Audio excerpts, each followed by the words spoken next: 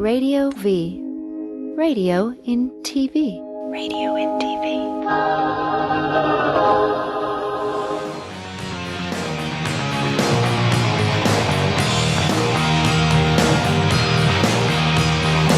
Inside Metal Show on TradioV. Got my very special guest and good friend, Mr. Ricky Warwick from Black Star Riders. How you doing, Ricky? Doing good, thanks. Thanks for having me. Oh, thanks for coming out. I know you had a whole day full of interviews and you had to shoot out of here early to come to make the TradioV show. I really appreciate you coming down, man. No problem. No problem. All right, we've done several interviews before. It's always a pleasure to have you on. And talk about the new album coming out, Killer Instinct. Absolutely. February 24th, is it? That's correct, indeed, yes. That'll be the release date worldwide here in on Nuclear Blast, right? Yeah, I think it's 24th of February, States, and 23rd, Europe. All right. Very cool. Well, what can you tell us about it? It was produced by Nick Rascal. Nick Raskulinix, is I believe how you pronounce Nick's last name correctly. Yes, I mean, what a coup to get that guy to do your record. I mean, Nick's done everybody from the Foo Fighters to Alice in Chains to the latest Mastodon album. Right.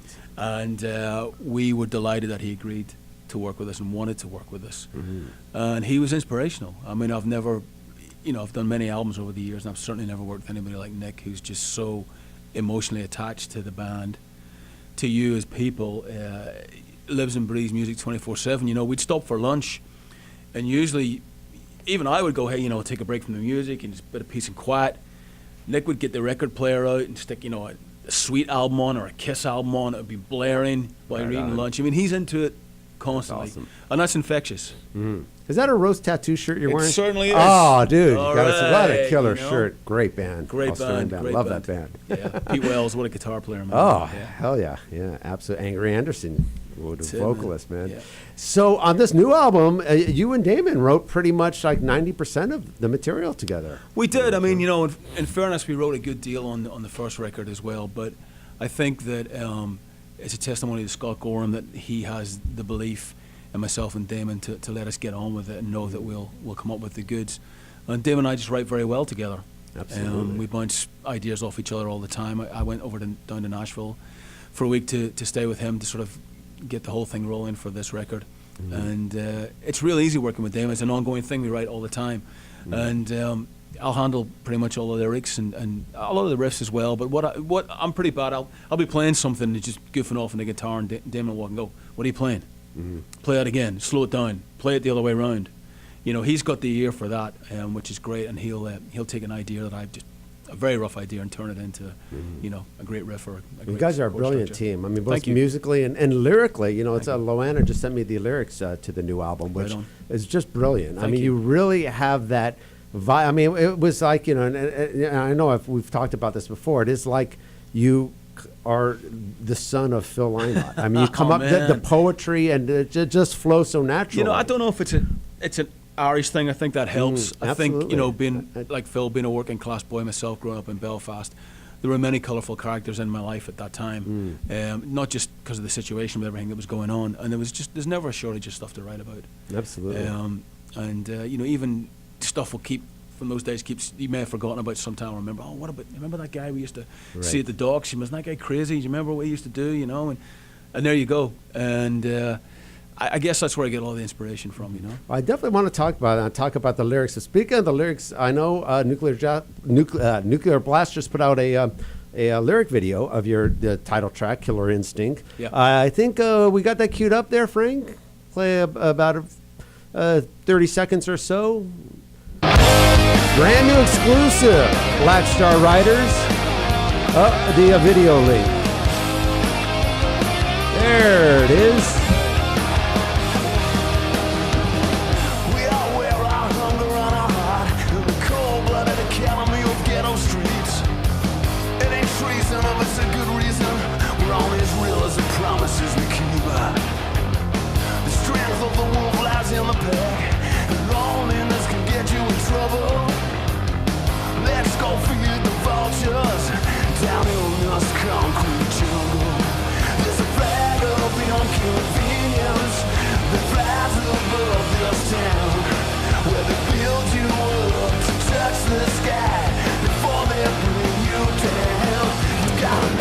you go. Exclusive, brand new Black Star Riders video, the title track, Killer Instinct, to the new album. So could we expect the album to be somewhat similar to that? Or I know the great thing, especially from your first album, All Hell Breaks Loose, it's such a variety of music, Sure. which kind of kept, not to keep comparing you to the whole Thin Lizzy thing, Sure. but it's in that vein of a lot of the great 70s bands where, today so many bands just put out the same sounding albums, without having that variety of different genres and styles. Thank you. It's very organic, Bob, and it's there's a diversity there.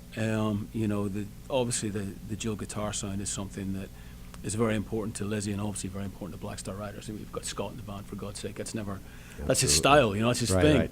So we're never going to, or would we want to lose that?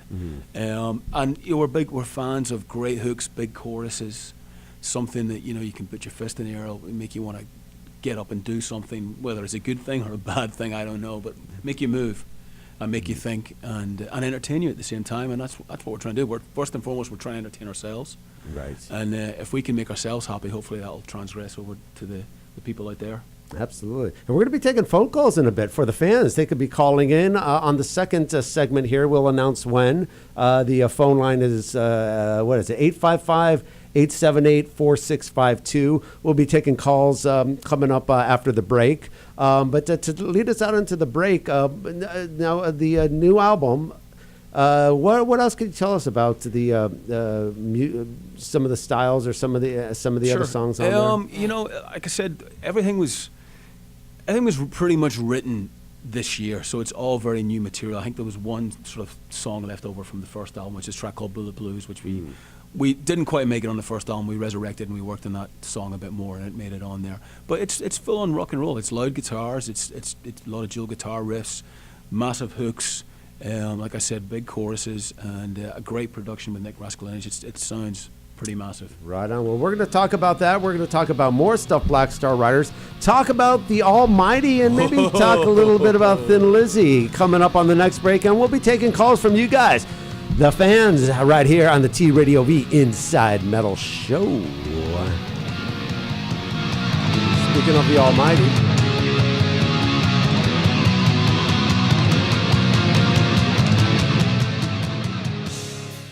Hey, hello, this is David Faustino, and you are watching TradioV. Do you see what I'm saying? It's television crossed with radio. It's all together. It's weird. Radio's in the middle of it.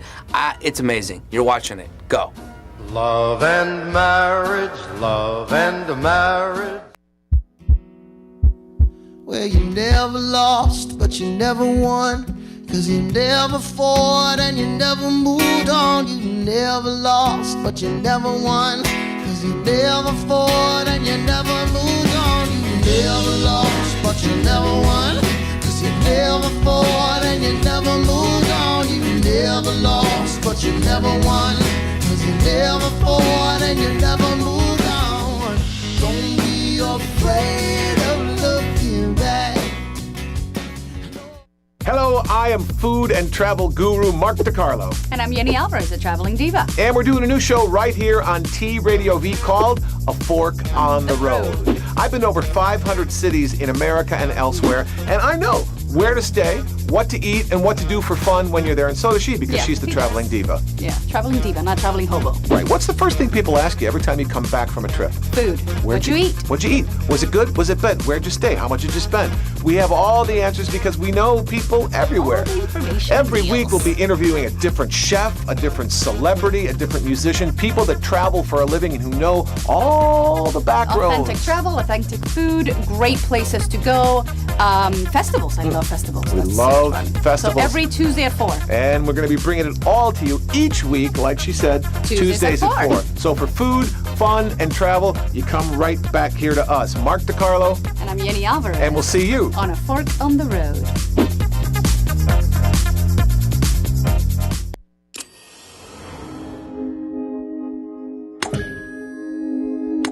TradioV. Radio in TV. Radio in TV.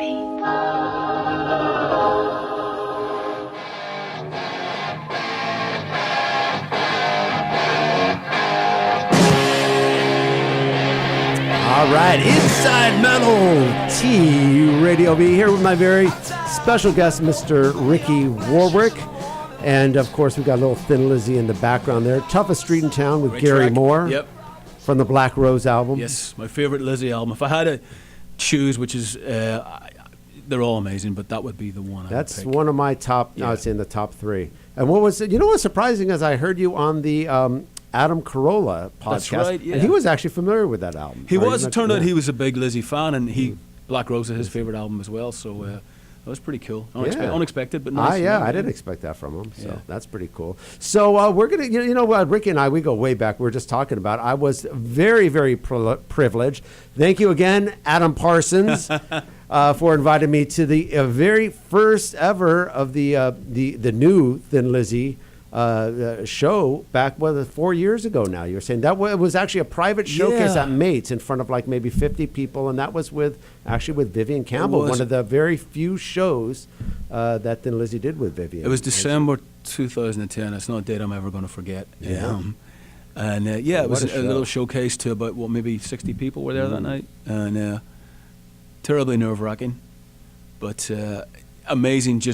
We'd been rehearsing for 2 weeks, and just to finally play in front of people and see their reaction to how good the band was. And that was just fantastic, amazing. hearing all those songs again. And then seeing you again at the Coach House when you were on the Priest tour. You did a couple solo dates out, and you were able to do a whole 90-minute set of doing just, the it was such an amazing experience, because we initially had a UK and European tour booked, and actually I thought that was going to be it. Everybody sort of said, we'll do one tour with this new lineup, and that'll be it. And it went so well that 3 years, I think almost 350 shows later, it just kept going.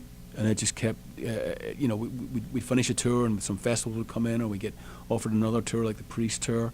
Right. And that was a testimony, I think, to how strong the band was. That was a great tour. Priest, Black Label Society. That's right. We had a lot of fun on that tour. Yeah, cool. And I know you recently met up with Vivian Campbell. You said he's doing fine now, huh? Yeah, I haven't actually talked to him. We do the email thing because of the traveling stuff, but he's obviously. I know he has some health issues. It's been well known that he had some health issues, but he's doing really good, and cool. He's back in the Leopard ranks, and they're playing and they're writing and they're getting ready to do lots of wonderful things this year. All right. Well, what do you say? Should we open the phone lines? Or? Let's give it a go. Let's go ahead. If you want to give a call once again, the number is 855-878-4652. You could speak to the one and only Mr. Ricky Warwick. So give us a call. We'll be standing by here. So. Ricky, what else you got going on? You got a tour, I believe, in England. You're going to first do some shows. We're starting in England, a co-headline with the band Europe. Right, that's which will be fun. Going out with those guys for 2 or 3 weeks. Then we actually come over to the States. We do one of the Monsters of Rock boat cruise. That's right. We were just talking about that earlier. And I think we're trying to do a few of our own shows around that. So look out. There will be an LA date, as far as I know. Towards the end of April. Is this going to be your first cruise show? No, you know what? It's not. We've done a few in Europe. We've done a couple of Swedish ones, and they're a lot of fun. Yeah, there's something different, and you get treated really well. And I've had nothing but a good time when I've done them. It's been good. Right. Well, let's talk a little Almighty. Your first band coming out. In fact, before we get into the callers, let's go ahead. I think you got some photos there queued up, right, Frank? Let's go through a few of the photos we got there. There's the new band, Black Star Riders. Now that's with Robbie Crane. Yeah, Robbie. Marco decided he was going to leave June of last year, and it was all very amicable. Marco, I mean, we knew it was kind of coming. Marco's a man of many talents, and he likes to be involved in a lot of things. And I think tying himself to one band for Marco just isn't his thing. And he departed, and Jimmy DeGrasso mentioned Robbie Crane. I'd heard of Robbie. I'd never met the guy. Jimmy raved about him. Robbie came down and plugged in, played Boys Are Back in Town at a sound check out at the Coach House in the Gore Hills there. And we were playing it. Scott came over to me and said, "This hasn't grooved as great as this since Phil played it." And I thought, well, he's definitely got the gig then. You know what I mean? And Robbie, he's great. He brings a lot to Black Star Riders. He's a very aggressive bass player, a great guy. I saw him in Rat a few times. Great performer live. Absolutely. He's awesome. Did he play on the record as well? He played on the record, very much so, yes. Cool. Let's go to the next photo if we got queued up there. That's the new album cover. That's the new album cover, yeah, which is a little bit of a continuation from the first one with the old sort of World War II bomber crew, pin-up girl Killer style Instinct. thing. Yeah. You came up with that title? Afraid so. Yeah, great title. One. Thank you. Yeah. Awesome. We got next photo. All right. There we go. You got your own merchandise company. If you well, could, I do. I've done a few solo albums. Recently this year, last year, I keep forgetting it's January. I recorded 2. I did an electric album. Right. On a solo album, I did it through the Pledge Kickstart campaign, and they just came out before Christmas and did real well for me. One's called Hearts on Trees, and the other one was called When Patsy Cline Was Crazy, and Guy Mitchell Sang the Blues. And that's full-on electric. And they'll be in general release later this year. And I've got some good guests on there. I've got Joe Elliott sang. Actually produced one of the albums as well. And I've got Jake Burns on there from Stiff Little Fingers. I've got Billy Morrison from Billy Idol's band. Oh, right on. Nathan Conley from Snow Patrol's playing on there. So it's pretty diverse, Good, very cool. Let's see what else we got here. Look at that, the clean-cut Ricky Warwick. How about that, huh? That's the one that makes my mother happy, yeah. except for the drawings on my arms, as she calls them. That was probably, right after The Almighty? It was 2005. That's the cover of my second solo album. You look so GQ. Love Many, Trust Few. Yes, I look very clean there. Very clean, yeah. Make any mother proud. Yeah. I was taken in a very old disused cinema in Dublin. Oh, wow. In January. And I just remember it was freezing cold, and of course I've got that the cutoff on there, and I just remember freezing to death doing that photos. Let's go with the next shot here. Oh. Now here's another extreme. Now that's the rock and roll maniac I know. Yeah, Ricky that's definitely with the Almighty. I don't remember you with hair that long. I mean, I remember I was now the Almighty. We're going to get into the Almighty. You never really toured the States, or did you at all? We tried. We just could never get it going over here. It's the old cliche. All the record company shenanigans of being on 3 different labels and people leaving and people getting fired.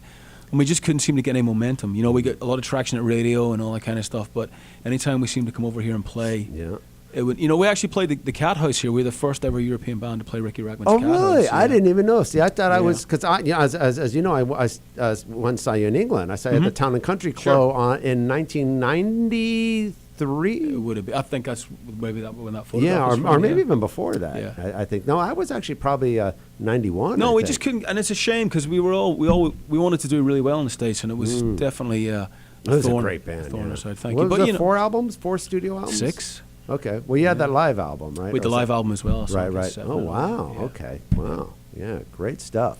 Do we have a couple more photos? That's it. Okay. Right. Any callers?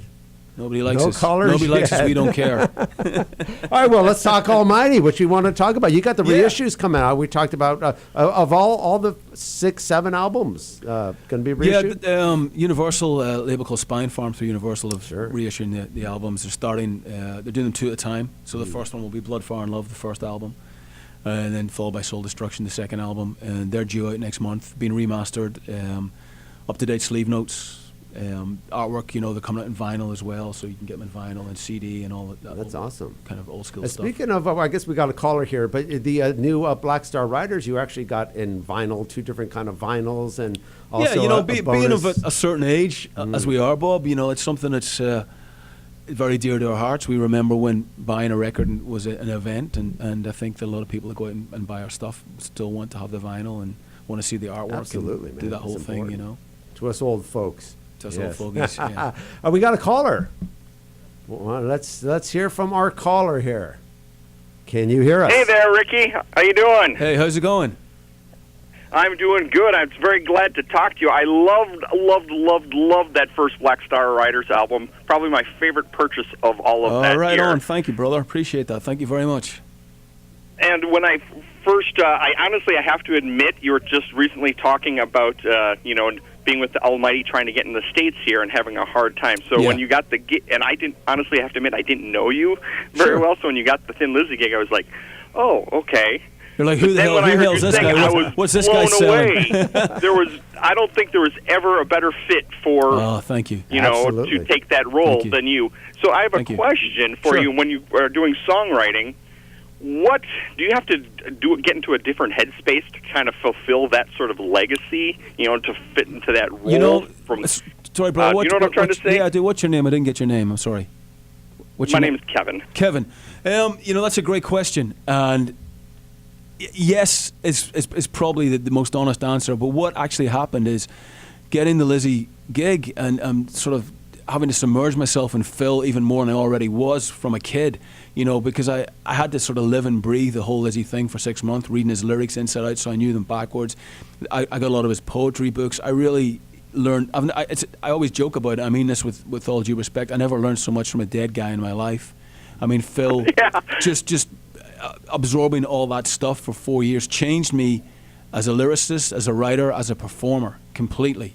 And I think it's something that's ingrained in me now, so I kind of do it now without even thinking about it, if that makes sense. But, it absolutely does. I didn't, when I was singing those Lizzie songs, I want people to, close their eyes and go, well, it ain't Phil, but it's as close as we're going to get. And that's what I want to do, because there's no point in me coming in there and trying to sing them differently and put a different... I mean, that's just crass, that's just dumb, So it's kind of rubbed off on me, Kevin, It's something that I think after 4.5 years now that it's a part of me. And, I've learned from, in my opinion, the best rock and roll frontman that ever lived in Phil. So, I'm happy to take that on board.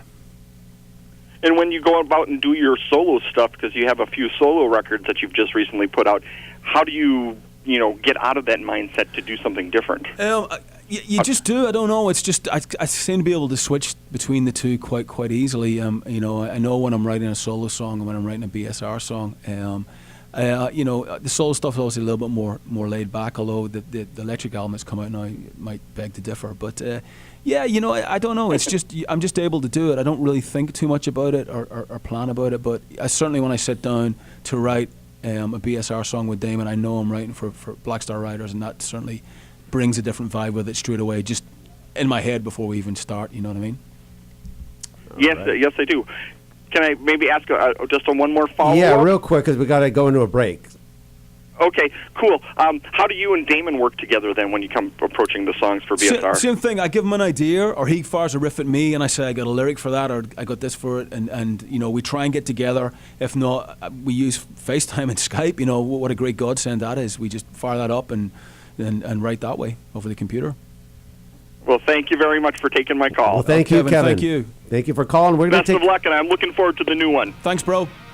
All right. All right, take it easy. Thanks, Bye. Kevin. We'll be taking some more callers right after this break on the Inside Metal Show on TradioV. We're going to be back with Mr. Ricky Warwick from Black Star Riders. The sun comes up and floods the Wailing Wall. She makes love to forget herself. He makes love to... Yo, what's up? This is Too Short, and you're watching TradioV. Join Dave Navarro and friends for Dark Matter, Wednesdays at 9 p.m. on TradioV. Dave Navarro here, Dark Matter Radio, TradioV.com. The universe is vast, enormous, huge, full of stars, planets, and matter.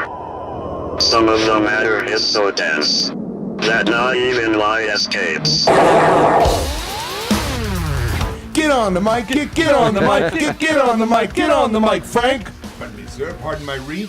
Seeing you guys were worried. I think this is going great. Pardon my reach. Get the away from me, dude. You are really beautiful. Thanks, you guys. He's one of the most beautiful people I've ever known. This is pretty much every week. He brings in a guest that tells him how beautiful he is. Pardon my reach? If you have to reach over me, then don't do it. He is the straightest gay guy I know. Dave Navarro signing off. Dark Matter. Thank you for listening. Bye. Dark Matter with Dave Navarro, Wednesdays at 9 p.m. on TradioV.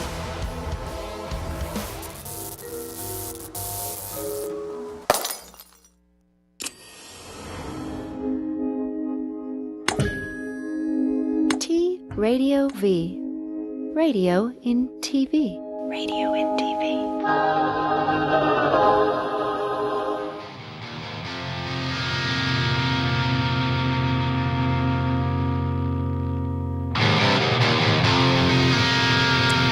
TradioV Inside Metal Show right here with my very special guest, Mr. Ricky Warwick. How you doing? Hey, good to be here.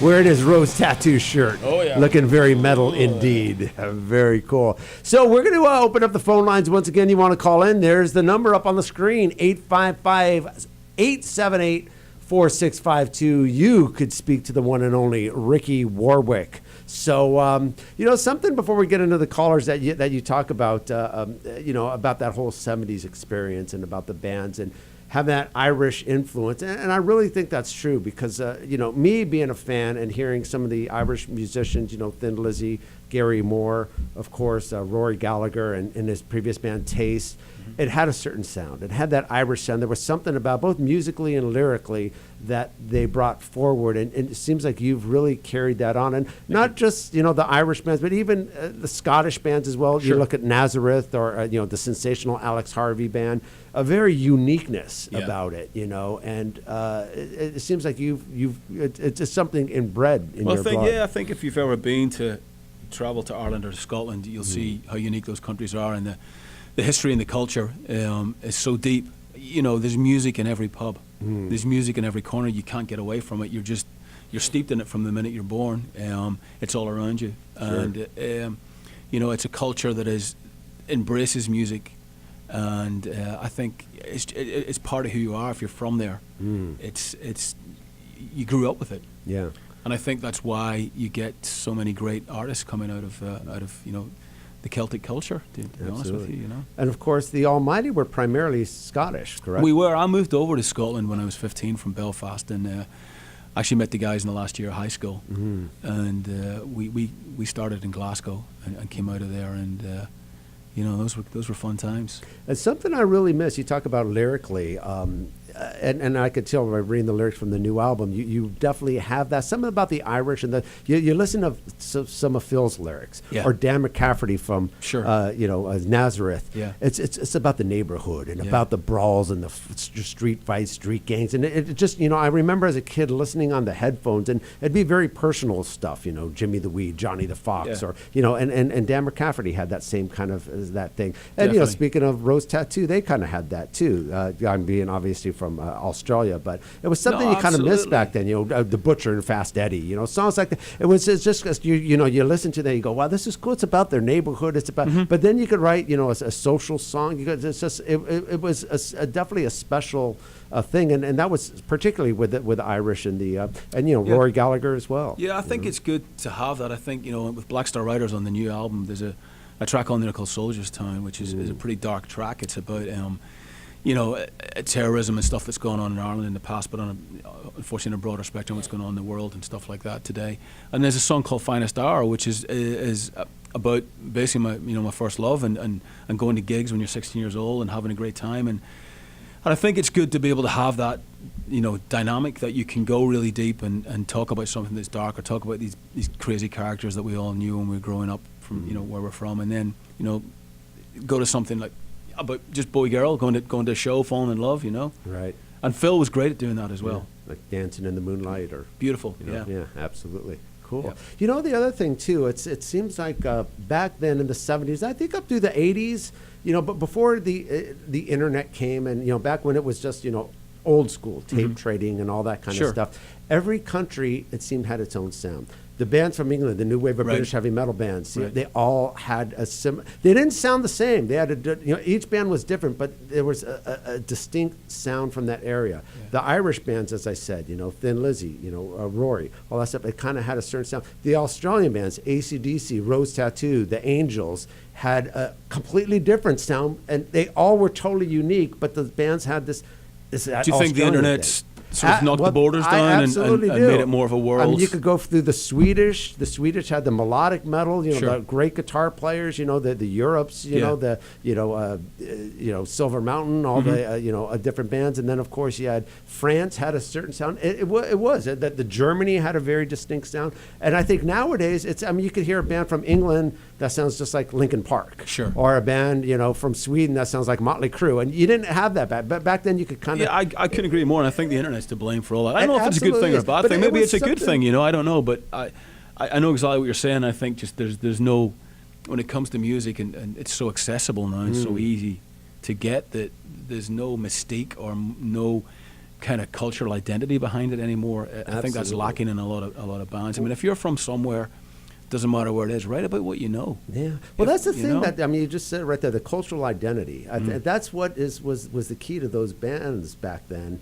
And I think nowadays everyone's just looking to do a hit record, whatever's the hip thing. So it just seems that so many bands have got that formula that you hear on the radio now. Certainly the rock bands, and it's auto-tuned to hell, and you know, it's the same chord structure in the chorus, and you know, we know it's all been done before. It has. There's only so many chords and only so many notes and only so many places you can go, but you know, it doesn't have to be bland.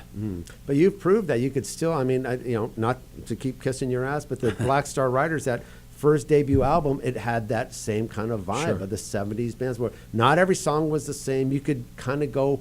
Well, it was done, you know, it was done with that in mind. It was done in 12 days live. That whole album was done. We set up the way we would set up on stage. We all, you know, facing each other, albeit, you know, and Kevin Shirley threw up some mics, and we played.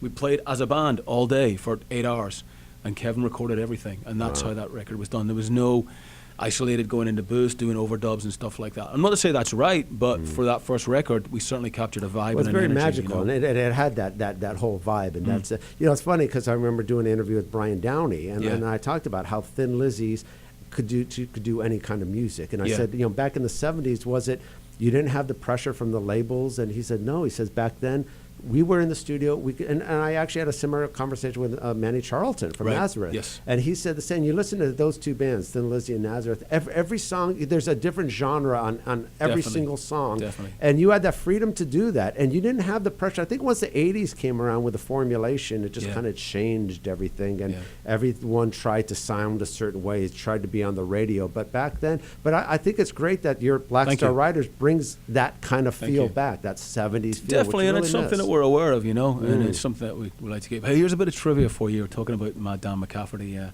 Yes. His nephew was the first guitar player in the Almighty. Oh, really? Yeah. I had no idea. Wow. That's pretty cool, right? That's awesome. Yeah. You know, did he do any recordings? He did. He did the first two albums with us. Oh, no and then kidding. we had a parting of the ways. But yeah, that was Dad. Andrew McCafferty was his name, and he's Dan McCafferty's nephew. So that's pretty. Very, very. That's pretty cool. hardcore right there. Oh, absolutely, absolutely. So, any other callers? Anyone want to call in? Phone line? Are the phone lines open, Frank? Frank is giving the thumbs up. The phone lines are open. 855-878-4652. Speak to the one and only Ricky Warwick. Anybody? Nobody wants to talk to me. So they're going, he's too crazy in Irish. I don't talk to him. So the solo stuff too. I know you've been doing that in between, which is great, keeping busy. It was you know, April of last year, I went over to Joe Elliott's place and recorded the acoustic album with Joe over there. Joe producing, and that was a lot of fun. It's always great to work with Joe. And then I did the electric one here in LA in last summer. And that was a lot of fun as well. Joe was actually supposed to produce the Black Star Riders album, and the scheduling. He fortunately got the Kiss tour, and Leopard decided they were going to record a new record, so he had to. Well, dude, he could have just canceled that, you know. I know. I said, "What? You mean what? You know, you don't need the money. Come on, Joe, just do our album." You know. No, it was a shame, but you know, it worked out great because we ended up working with Nick, who's. I think has become our guy. I'm sure we'll be doing many more albums with Nick. You know? Well, just from hearing the first song, it's fantastic. Thank you. It definitely captures that classic sound. You know, cool. 70s. Very Thanks. cool. So I hear you're a huge Star Wars fan, huh? No, not me. My daughter. Oh, your daughter. Okay. I'd never seen the movies up until about 3 years ago. I was one See, of these, Loanna, you got that wrong. I was one of the ones going, you know, I'm not buying into the whole Star Wars thing. And then my little girl started watching them, and all of them constantly, you know, all the time. And she from the age of about, she's 7 now, from the age of about 4 till she was about 6, she was obsessed. But she's graduated onto My Little Pony now, which is kind of boring. It's not as cool. It should be the other way around, right? From My Little Pony. I know, Star Wars, but I mean, I got to see them all. I know all the Star Wars movies, you know. Right on. Cool. So back to the solo stuff, though. You've done. I know you did some solo stuff back in the late '90s, early 2000s. It's always been a constant thing. It's what I was doing when the Almighty split up, and when I got the call from Scott to join Lizzie. I'd put out, I think, 3 albums at that point, and I was touring constantly because you know I would tour solo acoustic, and it's easy to do. There's no overheads. It's just me and a guitar, and you throw it in the back of the truck and away you go. So that's how I was making my living and what I was doing, and it was great, and I was enjoying it. But when Scott Gorham calls you up and says you want to sing for Thin Lizzy, that changes everything. Absolutely, man. That's so. Awesome. Something I read that you guys did a cover. I guess this is with the Almighty. You did a cover of BTO's "You Ain't Seen Nothing Yet." We did, yeah, way back in the day. That was like my favorite band back in that album. Not Fragile, one of the probably in my top 5 favorite metal albums, and they were a metal band. Oh yeah. Well, no, it was great. That was such a huge hit in the UK when we were all kids when that was in the charts, and I just remember loving that song, and then I just always thought we could do a good version of it, and we did. We played it live for quite a few years, and obviously went down a storm, And they're another band too that everyone knows them from their hits. You Ain't Seen Nothing Yet, Taking Care of Business.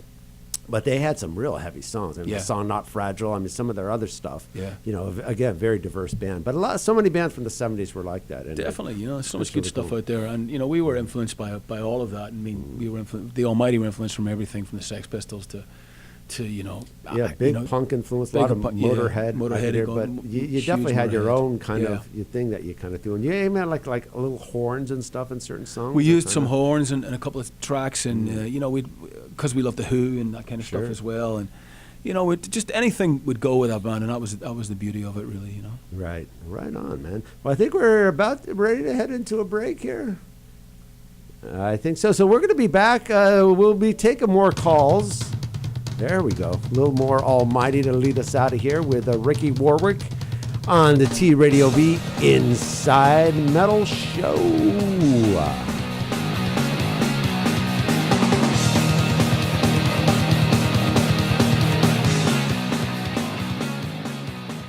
Hey, I'm Dean Cain, and you are watching TradioV. I'm watching it too. Right now. Seriously. This is Quick Fix Radio. Quick Fix Radio!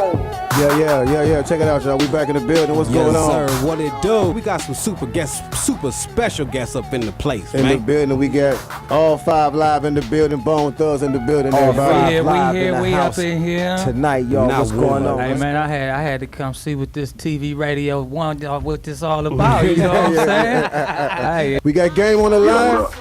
Game, what's going down, baby? What up? What up, Craig? What's going on? Oh, man, we got EPO Dylan. Who's this on the phone with us? Yo, what up, man? It's Akon. Akon in the building. Who is this on the line? It's Be Real. We got Be Real. Be What else we got on the line? This Ty Dolla Sign right here. What up, Ty Dolla Sign in the building. Thanks to all the fans for stopping by.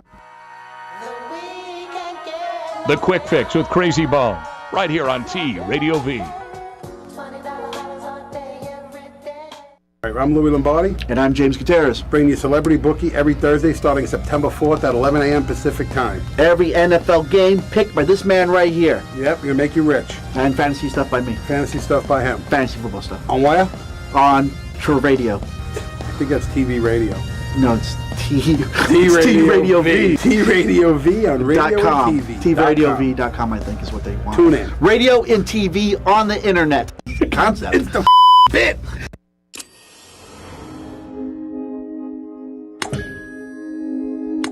TradioV. Radio in TV. Radio in TV.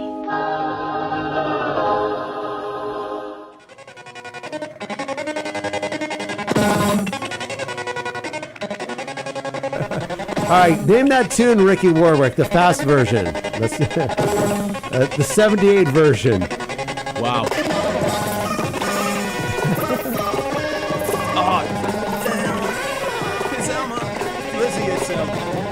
I'm a vagabond of the Western world.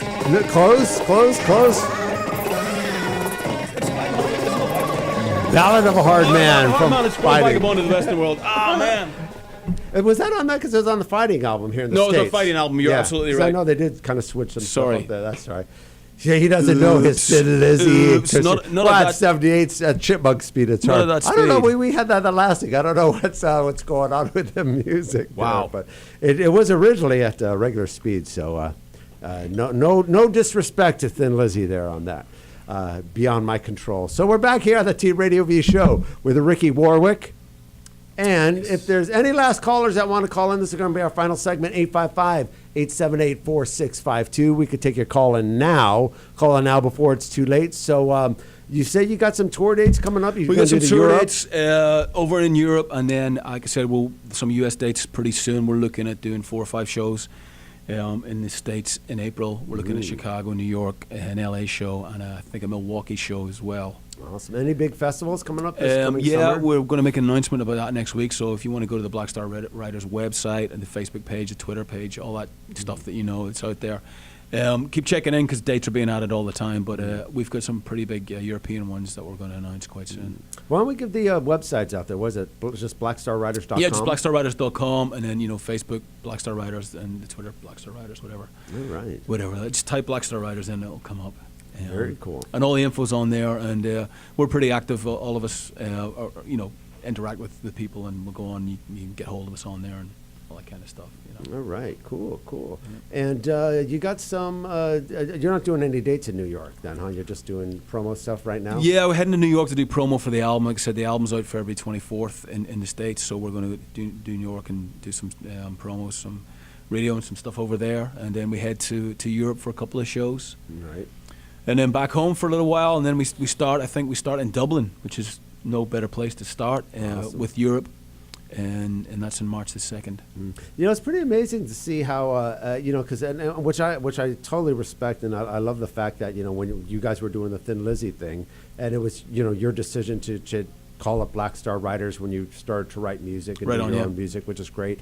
And it's really done extremely well for a new band coming out. I mean, obviously you got a lot of the old classic, Thin Lizzy fans involved, but a lot of people, just reading, the idiots on the sites and saying, oh, they're not going to, Black Star Riders, no one's going to, know it is. But you got, Nuclear Blast, one of the strongest labels out there right now, major or indie, regardless. I mean, really one of the strongest labels out there. Well, always say people vote with their feet, and if it wasn't working, people would let us know. The fact that I'm sitting here talking to you about our second record, right? It means that the first one did good, that we got to make a second record, and that's something in this industry, the way it is right now. I don't want to start moaning and complaining about it, but the fact that people are coming to the shows shows you that they get it, and we're still, it's only growing. People are still finding out about it. We're getting a lot of new fans as well as the Lizzy faithful who very graciously supported us and followed us as well. And it's a strange situation to be in. We're a new old band. We have this legacy. Sure. Of Scott Gorham and these amazing songs of Thin Lizzy that we can play as is our want, but we have now 2 new albums of what I think personally is very strong material, which we can pick and choose from too. So it's a strange situation because we don't really get lumped in with that kind of classic rock thing too much, although there certainly is a nod towards that. But we are seen as a new band too, so it's almost like the best of both worlds. But the great thing is that you could keep your identity, and it seems, and I think, being on a label with like Nuclear Blast and talking about Monty Connor, a good friend of mine who I've known for years, who signed you, who understands rock and roll metal, and a big Thin Lizzy fan, he kind of gets... Why we went with Nuclear Blast was, when we were going to do the album under the Thin Lizzy moniker, obviously there was a huge flurry of interest just because of that fact it was going to be the first Lizzy album in 30 years and blah, blah, blah. And Monty was a diehard, no Phil, no Lizzy guy. He didn't want to know. Right. He went, I'm not interested in this. This is sacrilege. Don't even want to know about it. Now, the other guy, Mark Palmer, I don't know if you know Mark at Nuclear Blast. Mark runs a UK office. Okay, he heard the demos. And Monty was over there, and Mark was blasting the demos in his office. And it's a true story. Monty walked past and went, "Who's that?" He said, "It sounds like Lizzy." And Mark goes, "It's the new demos for Thin Lizzy." He went, "Christ, it's great." And he completely did a 360 and ended up offering us a deal. Now, when we decided, quite rightly, which is the best decision I think we made, to change the name and become Black Star Riders, a lot of the labels obviously got cold feet and went, "Well, you're not using the Lizzy name, it's not going to have any weight behind it." And we were like, well, F you. That shows you weren't listening to the songs. You didn't believe in the songs. Absolutely. Now, a few labels stuck around, and obviously one of those was Nuclear Blast. And not only did they stick around, they were like, we're signing this band on the strength of the songs. Absolutely. Not on That's the name. These days. And that was from Monty, and the deal was done. Everybody, as soon as Monty said that, when we're signing with Nuclear Blast.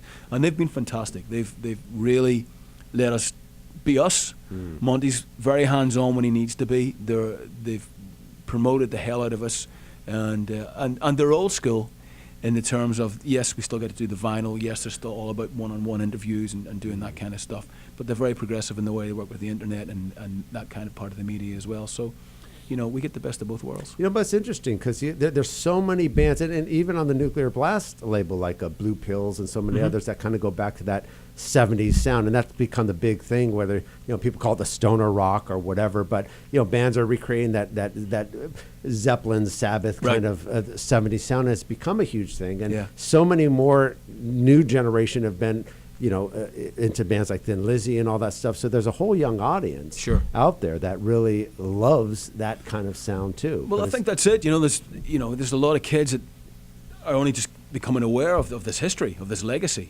And you see that more and more at the shows. You see, younger and younger people coming to the shows as time goes on, and that's great. Not just the older people that remember Lizzie first time around and what have you.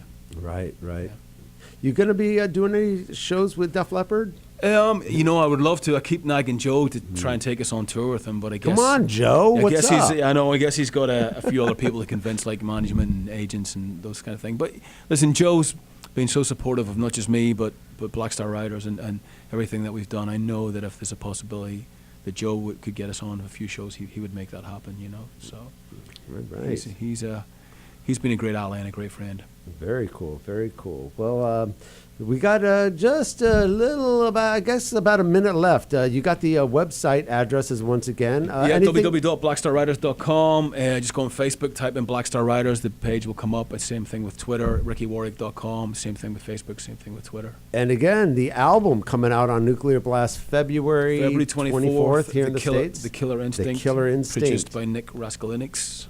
Awesome. And it'll be followed by a tour. And you got any more video plans? We're actually shooting 2 videos next week when we over in Europe. We're going to make videos for two of the tracks. All right. Any live DVDs perhaps? Not yet. That's something that's in the works. I think that's something we'll be talking about possibly after this cycle. All right. That'd be pretty cool. Well, very cool. And Damon's been real busy. I know he just went out with Alice Cooper to do a few dates, didn't he? Yeah, Damon's like me. He keeps himself busy. He does the solo thing too when opportunity allows, and he's doing good. Very cool. Well, once again, Ricky Warwick, support this man. Check out his solo albums as well on his website, solo albums. Check out The Almighty. It's going to be reissued on Universal Music. And, of course, check out the new Black Star Riders Killer Instinct coming on Nuclear Blast February 24th. Thanks again for checking out the Inside Metal Show on TradioV. Lead a horse to water, but I ain't going there. I ain't going anywhere. The sky don't look the same. I ain't going anyplace. You are watching TradioV, Radio and TV.